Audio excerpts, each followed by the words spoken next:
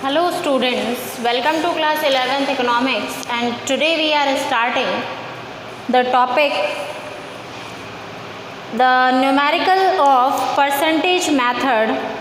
numerical of percentage method के numerical हम start करेंगे आज. so percentage method के numerical देखिए. फर्स्ट न्यूमेरिकल है कि यहाँ पर आपको जो प्राइस है वो गिवन है, किसी भी गुड का प्राइस गिवन है 20 रुपीज़ पर.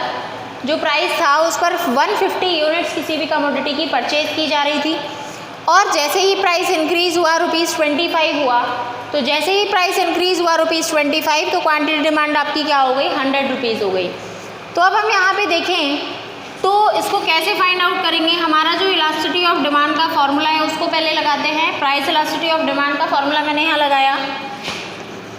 क्या था जो हमने फॉर्मूला डिराइव किया, del Q upon del P into P upon q, यही था. The change in quantity demanded upon the change in price into price यानी original price upon original quantity demanded. So del q हम यहाँ पे कैसे find out करेंगे. देखिए del Q निकालने के लिए हमें क्या करना होगा. डेल क्यू निकालने के लिए फॉर्मूला मैंने आपको बताया था Q1 माइनस Q0. Q1 कितना है यहाँ पर 100, Q0 कितना है यहाँ पर 150. तो Q1 100 है, Q0 150 है, तो यहाँ पर डेल क्यू आ गया आपका -50. अब मैं बात करती हूँ प्राइस की, तो डेल पी निकाल लीजिए. P1 माइनस P0, P1 आपका 25 एंड P0 आपका 20 यानी कि 5 हो गया.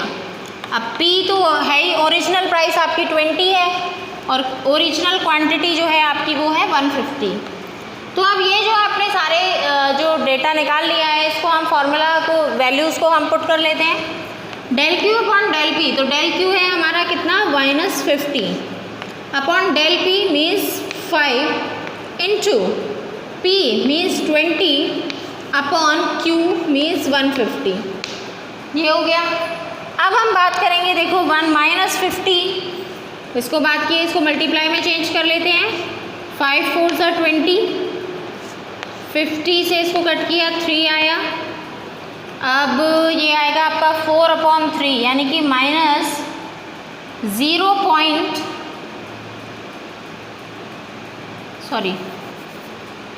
1.333 कुछ ऐसा आएगा.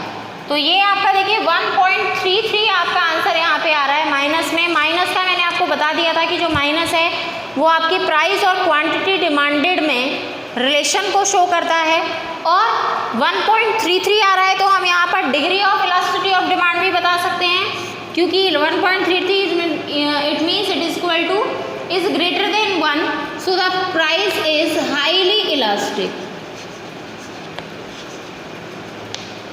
highly elastic demand, highly elastic demand यहाँ पर शो होगी. तो ये था हमारा इलास्टिसिटी ऑफ डिमांड जो है परसेंटेज मेथड से, वो आप कैसे डिराइव करेंगे, इस तरीके से आपको उसे डिराइव करना होगा. ओके, सो अब हम नेक्स्ट देखते हैं. नेक्स्ट क्वेश्चन जो है हमारा दैट इज, आपको प्राइस गिवन है कि इस प्राइस पर आपको 100 रुपीज़ प्राइस पर 100 यूनिट्स ही परचेज करता था एक कंज्यूमर, और जैसे ही प्राइस जो है कुछ इंक्रीज़ हुई, यहाँ पे प्राइस कितनी इंक्रीज़ हुई है ये आपको गिवन नहीं है, और क्वांटिटी डिमांडेड जो है वो आपकी 140 हो गई. बट आपको यहाँ पर EP इज इक्वल्स टू -2 यानी कि आपको इलास्टिसिटी डिमांड यहाँ पर गिवन है. तो इलास्टिसिटी डिमांड अगर हमें गिवन है तो वो देख लेते हैं. EP is equal to formula क्या होता है हमारे पास, डेल क्यू. सबसे पहले तो हम इन चीज़ों को ही फाइंड आउट कर लेते हैं, डेल क्यू और इन चीज़ों को. देखिए डेल क्यू क्या होगा बताइए. डेल क्यू तो आप निकाल सकते हैं इजीली, वही Q1 माइनस Q0. Q1 कितना है 140 माइनस 100 इज इक्वल टू -40 हो गया. अब डेल P निकालना होगा आपको. P1 माइनस P0, तो P1 तो क्या है X माइनस P0 यानी 100. ये हो गया आपका. अब P कितना है, P आपने निकाला हुआ है, यहाँ पे गिवन है आपको. ओरिजिनल प्राइस क्या था 100 और ओरिजिनल क्वांटिटी जो क्या थी वो भी 100 थी. फाइंड आउट करते हैं. देखिए EP is equals to formula लिखेंगे। फॉर्मूला आपको हर न्यूमेरिकल में लिखना है, हर न्यूमेरिकल में आपका फॉर्मूला यहाँ पर होना चाहिए। Del Q upon del P into P upon Q, del Q upon del P into P upon Q. तो डेल क्यू कितना है हमारा -40, del P we don't know x minus 100 into P upon Q. P कितना है हमारा 100, Q कितना है हमारा 100, सो और ई पी कितना है हमारा, इलास्टिसिटी ऑफ प्राइस जो है हमारा वो है हमारा -2। तो -2 जब आपको इलास्टिसिटी ऑफ दे रखा है तो यहाँ पर हम -2 का जो यूज़ करेंगे, उस -2 को आप इसमें ये जो प्राइस है इसको आप माइनस हटा दीजिए, क्योंकि यहाँ पर ये परिवर्तन जो चेंजेस हो रहे हैं उसको शो कर रहा है। तो देखिए -2, अब इसको अगर हम शो करें किस चीज़ से,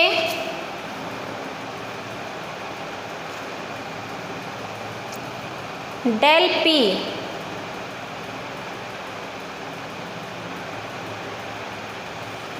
आपका ये जो क्वेश्चन है इसमें आप थोड़ा सा चेंज कर लीजिए। आपका ये जो प्राइस है यहाँ पर 5 आएगा, थोड़ा क्वेश्चन मैंने रॉन्ग लिख दिया था, तो इसको x माइनस 5 कर लीजिए, ठीक है। तो sorry for the disturbing. So price आपका ये 5 आएगा, इसको आप 5 कर लीजिए और इसको चेंज कर लीजिए। तो ये हो गया हमारा। अब इसको हम फर्स्ट ऑफ ऑल 100 अपॉन 5 यही होगा, सॉरी 5 अपॉन 100 ये होगा। इसको अब हम माइनस कर देते हैं, 5 2 जा 10, 21 ये हो गया 2, तो 2 upon x minus 5, 2 upon x minus 5 ये आ गया हमारे पास 2 अपॉन x माइनस 5। अब इसको क्रॉस मल्टीप्लाई कर लेंगे, इसके नीचे भी आप क्या लगा दीजिए 1 लगा दीजिए। इसको क्रॉस मल्टीप्लिकेशन करेंगे तो first of all we multiplied by 2 into X minus 5, तो 2 into X minus 5 is equal to 2 into 1, तो ये आपका आ गया 2 minus 2 into X minus 5 is equal to -2। अब ये देखिए is equal to +2, -2x plus -2 5 जा 10 is equal to 2, -2x is equal to 2 minus 10 x is equal to ये तो आ जाएगा आपका -8 अपॉन -2 मीन्स प्लस के 4। तो ये आपका आ गया प्राइस कितना +4, यहाँ पे आपका प्राइस आ गया 4। तो ये आपका x निकल गया, क्योंकि यहाँ पे हमने प्राइस को x माना था, तो आपका आ गया ये x माइनस 4 या सॉरी x जो है वो आ गया आपका 4। तो इस तरीके से आपका जो प्राइस है वो ₹4 है। मीन्स जैसे ही प्राइस जो है वो ₹4 हुई 5 से, तो आपका जो क्वांटिटी डिमांडेड है वो क्या हो गया, इंक्रीज हो गया। ये था हमारा परसेंटेज मेथड। अब जो हम नेक्स्ट टॉपिक की बात करेंगे that is total expenditure method. ये मैंने 2 एग्जांपल्स आपको इसलिए बताए कि आप एक बार आपकी बुक में जो भी क्वेश्चंस जो भी न्यूमेरिकल्स गिवन हैं आप उनको एक बार सॉल्व करिए, ठीक है। तो ये देखिए अब हम देखते हैं next method that is total expenditure method.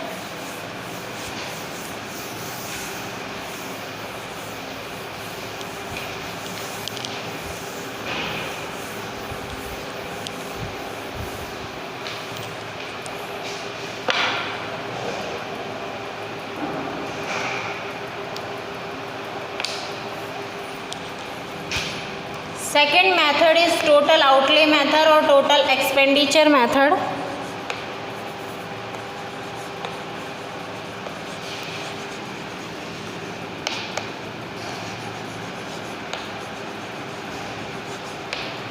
Total expenditure method, देखिए टोटल एक्सपेंडिचर मेथड क्या होता है, यहाँ पर आपको जो इलास्टिसिटी ऑफ डिमांड निकालना है वो आपको निकालना है कि प्राइस में चेंज होने से टोटल एक्सपेंडिचर जो आप कर रहे हैं, यानी कि अपने गुड्स और सर्विसेज पे जो आप पैसा खर्च कर रहे हैं, उस पैसे के खर्च होने में आपका चेंज कितना आया, तो वो चीज़ आपको यहाँ पर डिराइव करनी है। अब देखिए हम बात करते हैं टोटल एक्सपेंडिचर की। टोटल एक्सपेंडिचर हम किस तरीके से डिराइव कर सकते हैं? टोटल एक्सपेंडिचर का जो फॉर्मूला है वो देखिए किस तरीके से आएगा, P into quantity of demand. यानी कि अगर आप क्वांटिटी डिमांडेड जो है उससे प्राइस को मल्टीप्लाई कर दें, मान लीजिए हमने किसी भी गुड की परचेज की बाय 5 यूनिट्स, किसी भी गुड की हमने 5 यूनिट्स परचेज की हैं और उसमें जो प्राइस है पर यूनिट का जो प्राइस है वो है 10 रुपीज़ पर यूनिट, तो आपका टोटल एक्सपेंडिचर जो होगा वो कितना आएगा बताइए? P into Q quantity demanded means 10 into 5 means कितना आएगा हमारा टोटल एक्सपेंडिचर? 50 रुपीज़। तो यहाँ पे इस तरीके से आपका जो टोटल एक्सपेंडिचर आएगा वो 50 रुपीज़ आएगा और 50 रुपीज़ के ज़रिए आप क्या कर सकते हैं, यहाँ पर टोटल एक्सपेंडिचर निकाल सकते हैं। 50 रुपीज़ के ज़रिए आप 5 यूनिट्स एट ₹10 आप परचेज़ कर सकते हैं। तो देखिए टोटल एक्सपेंडिचर के ज़रिए यहाँ पर जो डिमांड है वो 3 टाइप में आप एक्सप्लेन कर सकते हैं। टोटल एक्सपेंडिचर के थ्रू आपको 3 टाइप्स ऑफ डिमांड यहाँ पर मिलेगी, जिसमें आपको फर्स्ट मिलेगी 3 types of elasticity of demand you can derive. First है टोटल इन इलास्टिक डिमांड और elastic demand and unit elastic demand,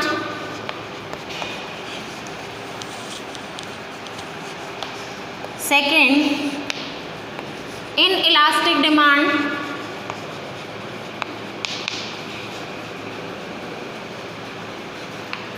and third one is unit elastic demand.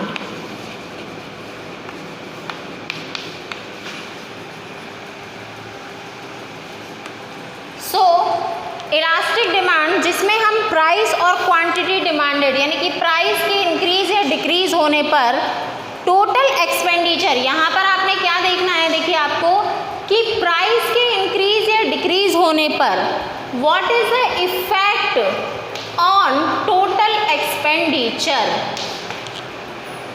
Price के increase या डिक्रीज होने पर टोटल एक्सपेंडिचर में कितना change आया, ये चीज़ें आपको कहाँ देखनी है, इसमें देखनी है इलास्टिक डिमांड में यानी टोटल एक्सपेंडिचर मेथड में। देखिए अगर मान लीजिए यहाँ पर हम फर्स्ट ऑफ ऑल हम बात कर रहे हैं प्राइस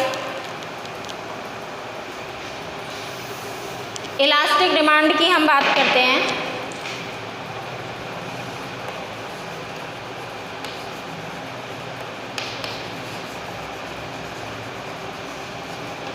देखिए अगर हम बात कर रहे हैं इलास्टिसिटी ऑफ डिमांड की, जिसमें इलास्टिक डिमांड की हम बात कर रहे हैं यानी कि ग्रेटर देन 1 की हम बात कर रहे हैं, तो अगर प्राइस में होने वाला चेंज, प्राइस में जो चेंज हो रहा है आपका डिमांड में यानी टोटल एक्सपेंडिचर में जो चेंज हो रहा है वो उससे ज़्यादा हो रहा है, यानी कि change in price of the commodity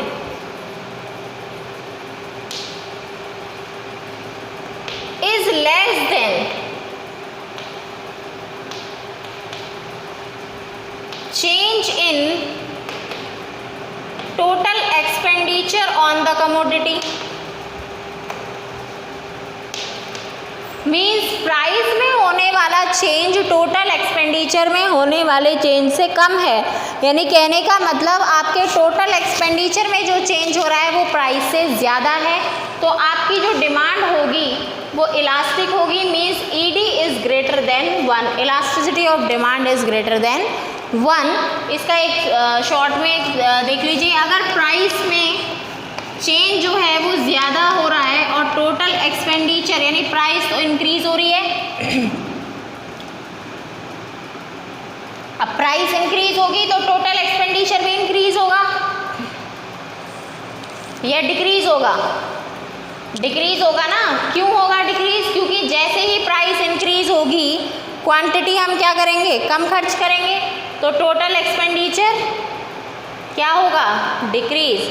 तो प्राइस में जितना ज़्यादा इंक्रीमेंट हो रहा है टोटल एक्सपेंडिचर में, उससे ज़्यादा क्या आ रहा है, चेंज आ रहा है। यानी कि मान लीजिए प्राइस तो 10 रुपीज़ इंक्रीज़ हुई है और टोटल एक्सपेंडिचर जो है वो 30 रुपीज़ क्या हो गया, कम हो गया, तो क्या होगा यहाँ पर, ये इलास्टिसिटी ऑफ डिमांड क्या होगी, ग्रेटर देन 1 होगी, यानी कि इलास्टिक डिमांड होगी। इसको एक एग्जाम्पल से देखते हैं हम। यहाँ पर देखिए एक टेबल बना लेते हैं। यहाँ पर मैं ले रही हूँ प्राइस, यहाँ पर हम लेते हैं क्वांटिटी डिमांडेड, और यहाँ पर हम ले रहे हैं टोटल एक्सपेंडिचर। अब price, quantity demanded and total expenditure हम यहाँ पे फाइंड आउट कर रहे हैं। तो प्राइस देखिए यहाँ पर है, मान लीजिए पहले जो प्राइस था वो 2 रुपीज़ था। 2 रुपीज़ पे जो प्राइस था उस पर क्वान्टिटी थी, हम 100 यूनिट्स परचेज कर रहे थे, तो उसका जो टोटल एक्सपेंडिचर होगा वो कितना होगा, प्राइस इंटू QD होगा। तो प्राइस इंटू QD कर दीजिए, 2 इंटू 100 मीन्स 200, ये था। अब प्राइस जो है वो हो गई है जस्ट डबल, तो अब जो क्वांटिटी है वो आप कितनी कर रहे हैं, हाफ से भी कम। आप 100 की जगह आप कितनी यूनिट परचेज कर रहे हैं, ओनली 40 यूनिट्स आप परचेज कर रहे हैं। तो आप मुझे बताइए जो टोटल एक्सपेंडिचर होगा वो कितना होगा आपका, टोटल एक्सपेंडिचर जो होगा वो होगा 4 इंटू 40, कितना हुआ 160। प्राइस तो जस्ट डबल हो गया, तो ये भी क्या होना चाहिए था भाई, प्राइस तो 2 रुपीज़ इंक्रीज हो गया, तो यूनिट भी जस्ट हाफ होनी चाहिए थी ना, लेकिन ये ऐसा नहीं हुआ, ज़्यादा चेंज हो गया। अब हम बात करते हैं, देखिए कि प्राइस जो है वो क्या हो जाए, जस्ट हाफ हो जाए। प्राइस हो गया ₹1, प्राइस क्या हो गया ₹1। अब 1 रुपये प्राइस हो गया, तो आपने तो 300 यूनिट परचेज कर ली, तो आपका जो एक्सपेंडिचर है वो कितना आ रहा है, 300 रुपीज़। आपका जो एक्सपेंडिचर है वो कितना आ रहा है, 300 रुपीज़। 300 रुपीज़ जैसे ही आपका एक्सपेंडिचर आ रहा है, यानी कि यहाँ पर प्राइस के डिक्रीज होने पर आपने एक्सपेंडिचर क्या कर दिया, बढ़ा दिया, लेकिन उससे ज़्यादा, यानी कि प्राइस जितना कम हुआ है ना, उससे ज़्यादा रेट में आपने एक्सपेंडिचर इंक्रीज़ किया है। तो इसका जो डायग्राम आप बनाएंगे, इसका डायग्राम मैं शो करती हूँ आपको। देखिए इलास्टिक डिमांड हम कर रहे हैं यहाँ पे,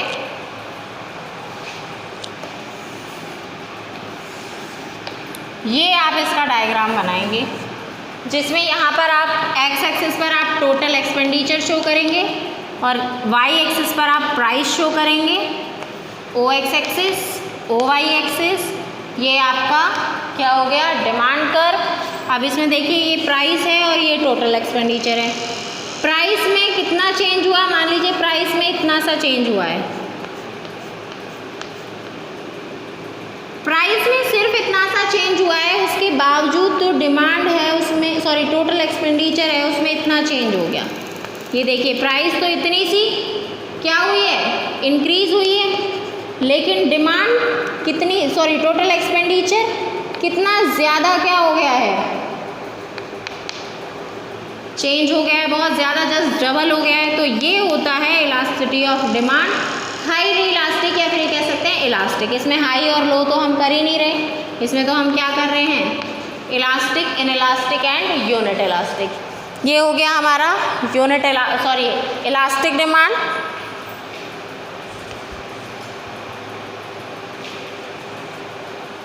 अब नेक्स्ट हम बात करते हैं इनइलास्टिक डिमांड की। इनइलास्टिक डिमांड की जो हम बात करेंगे वो देखिए,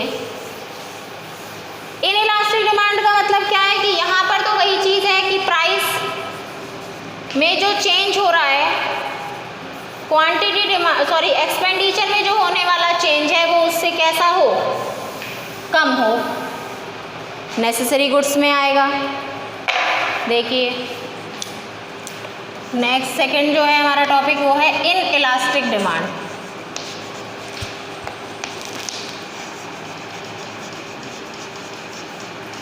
इनइलास्टिक डिमांड क्या है, ED is less than than 1, ED is less than 1। तो इन इलास्टिक डिमांड की जो हम बात कर रहे हैं, इसमें हम एग्जाम्पल के थ्रू ही बात कर लेते हैं डायरेक्टली। इसमें क्या होगा, प्राइस जितना चेंज होगा उसके अकॉर्डिंग टोटल, यानी प्राइस में चेंज ज़्यादा होगा और टोटल एक्सपेंडिचर में जो चेंज होगा वो कम होगा। प्राइस में होने वाला चेंज टोटल एक्सपेंडिचर से ज़्यादा होगा, यानी कि ठीक है। तो इसीलिए जो डिमांड है वो क्या होगी, इनइलास्टिक। क्योंकि देखिए यहाँ पर वही सेम एग्जांपल हमने यूज़ किया हुआ है। मान लीजिए ₹4 हो गई इसकी प्राइस और यहाँ पर 1 हो गई, लेकिन हम यहाँ पर पहले तो कितनी यूनिट्स यूज़ करने लग गए थे, 40, लेकिन अब हम यहाँ पे कितनी कर रहे हैं, 75। मीन्स कोई नेसेसरी गुड्स होंगी, तो मल्टीप्लाई कर लीजिए, 4 5 20, 300। तो आपका जो एक्सपेंडिचर बढ़ा है वो हुआ है 300, यानी कि जैसे ही आपने प्राइस इंक्रीज़ की तो आपका एक्सपेंडिचर इंक्रीज़ हो गया, लेकिन प्राइस ज़्यादा इंक्रीज़ हुई है, एक्सपेंडिचर थोड़ा, मतलब एक्सपेंडिचर में होने वाला चेंज प्राइस में होने वाले चेंज से कम है। यहाँ पर ऐसे ही 1 आया है, तो 1 की जगह हमने पहले 300 यूनिट्स की थी, लेकिन अब क्या हुआ है, एक्सपेंडिचर में चेंज कम हुआ है, तो 1 × 150 मीन्स 150। तो यहाँ पर भी वही है कि प्राइस कम हुआ है, तो टोटल एक्सपेंडिचर कम तो हुआ है, लेकिन उतना कम नहीं हुआ जितनी प्राइस कम हुई है। ठीक है, तो ये आ गया होगा सभी को समझ में। अब इसका हम अगर डायग्राम के थ्रू देखें ज़्यादा अच्छे से आ जाएगा समझ में। अब आपको डायग्राम तो पता चल ही गए होंगे, भाई टोटल एक्सपेंडिचर में कम चेंज हो रहा है तो डायग्राम कैसा बनेगा, लेस इलास्टिक यानी कि लेस स्लोपी। ये हमारा OX एक्सिस जिसमें हम टोटल एक्सपेंडिचर लेंगे, ये हमारा OY एक्सिस जिसमें हम क्या लेंगे, प्राइस। ये हो गया हमारा डायग्राम, डिमांड कर्व। ये देखिए ज़्यादा स्लोपी नहीं है ना, तुरंत गिर रहा है P, और ये हम किससे शो करें, इसको T से शो कर दें, A। इतना OP प्राइस पर OT एक्सपेंडिचर कर रहे थे, अब प्राइस को मैंने इतना इंक्रीज़ कर दिया, OP से OP1 मैंने इसको क्या कर दिया, इंक्रीज़ कर दिया। तो अब देखिए जो क्वांटिटी यानी जो एक्सपेंडिचर में जो चेंज आ रहा है वो कितना सा आया है, यानी जस्ट हाफ भी नहीं आया।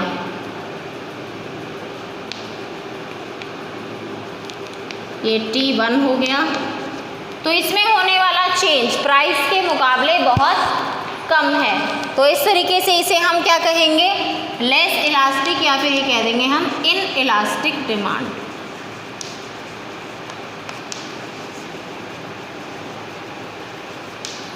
ठीक है, ये हो गया हमारा इन इलास्टिक डिमांड। अब हम बात करते हैं थर्ड टाइप, जो कि हमारा था यूनिट इलास्टिक। लास्ट टाइप है इस मेथड का यूनिट इलास्टिक।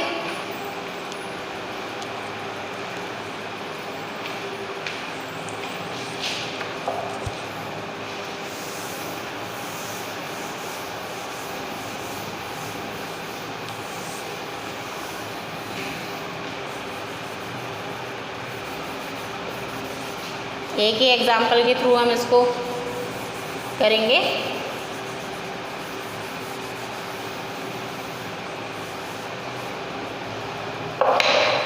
देखिए थर्ड टाइप हमारा क्या है, यूनिट इलास्टिक।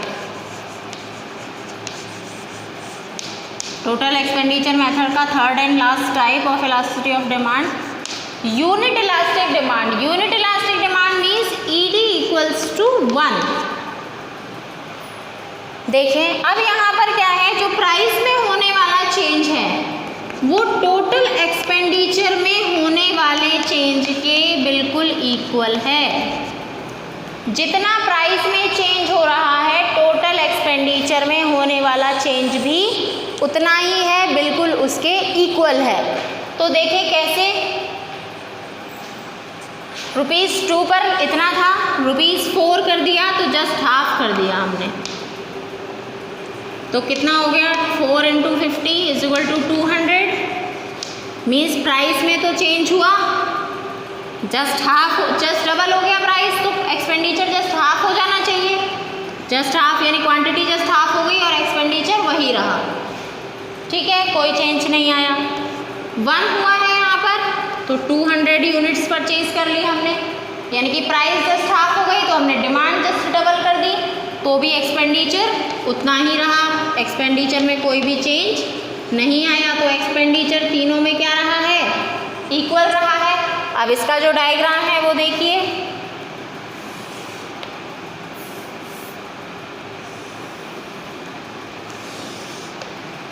इसका डायग्राम आपको पता होगा यूनिट इलास्टिक का कैसे बनेगा। यहाँ पर देखिए जो टोटल एक्सपेंडिचर है वो बिल्कुल चेंज नहीं हो रहा है, तो यहाँ पर टोटल एक्सपेंडिचर जो बनेगा ये OX एक्सिस पर हमने ले लिया टोटल एक्सपेंडिचर और OY एक्सिस पर हमने ले लिया है प्राइस। तो ये हो गया हमारा टोटल एक्सपेंडिचर, ये टोटल एक्सपेंडिचर हो गया। प्राइस चाहे कितनी भी इंक्रीज हो डिक्रीज हो, लेकिन टोटल एक्सपेंडिचर पर कोई इफेक्ट नहीं पड़ रहा है। ये है हमारा ED = 1। ये हो गया हमारा elasticity of demand by total expenditure method. अब ये तीनों मेथड्स हमने देखे, तीनों मेथड्स में हमने देखा कि किसमें कैसे कैसे चेंजेस आ रहे हैं। कहने का मतलब 3 टाइप्स ऑफ डिमांड है।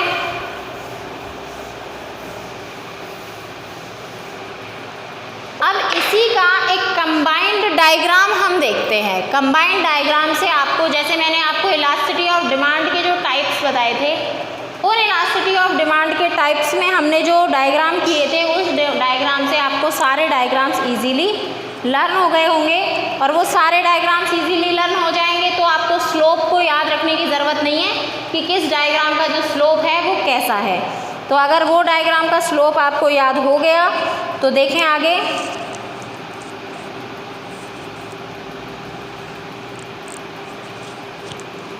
देखिए ये हमने कंबाइंड डायग्राम बनाया है यहाँ पे।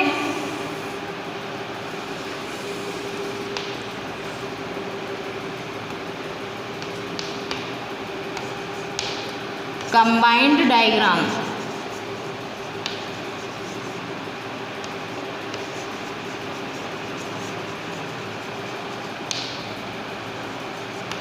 ये इस तरीके से बनेगा।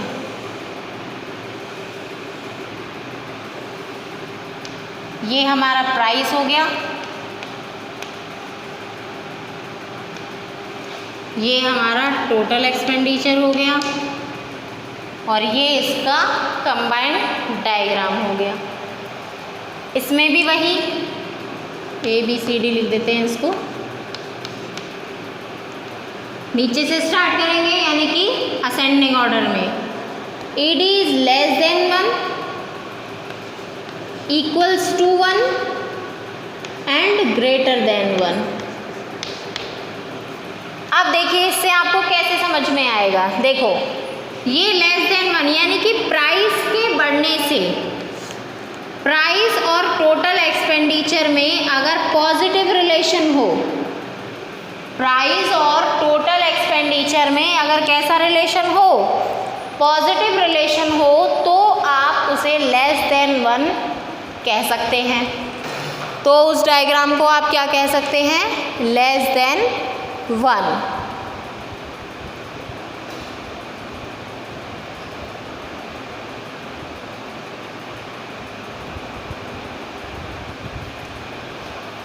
मीन्स अगर प्राइस में जितना चेंज हो रहा है टोटल एक्सपेंडिचर में भी उतना ही चेंज हो, तो वो क्या हो जाएगा आपका < 1।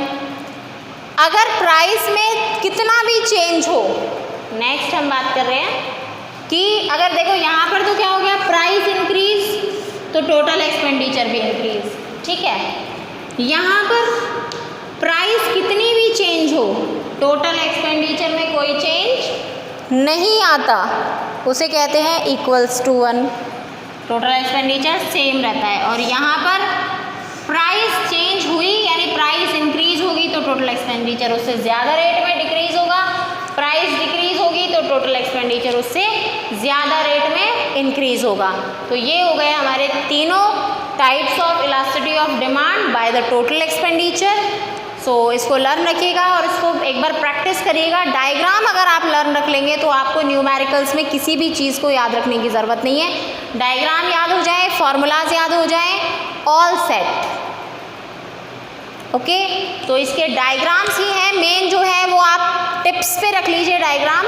अगर डायग्राम्स आपने टिप्स पे रख लिए, फॉर्मूलाज आपने टिप्स पे रख लिए, तो आपको इसके जो क्वेश्चंस हैं वो 6 मार्क्स के आते हैं आपके एग्जाम्स में।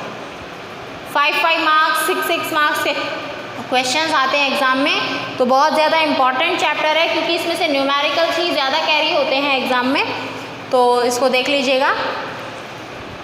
नेक्स्ट वीडियो में हम करेंगे जो हमारा थर्ड मेथड है, that is point method. In next video we will study about the point method. Okay, so thank you, have a nice day.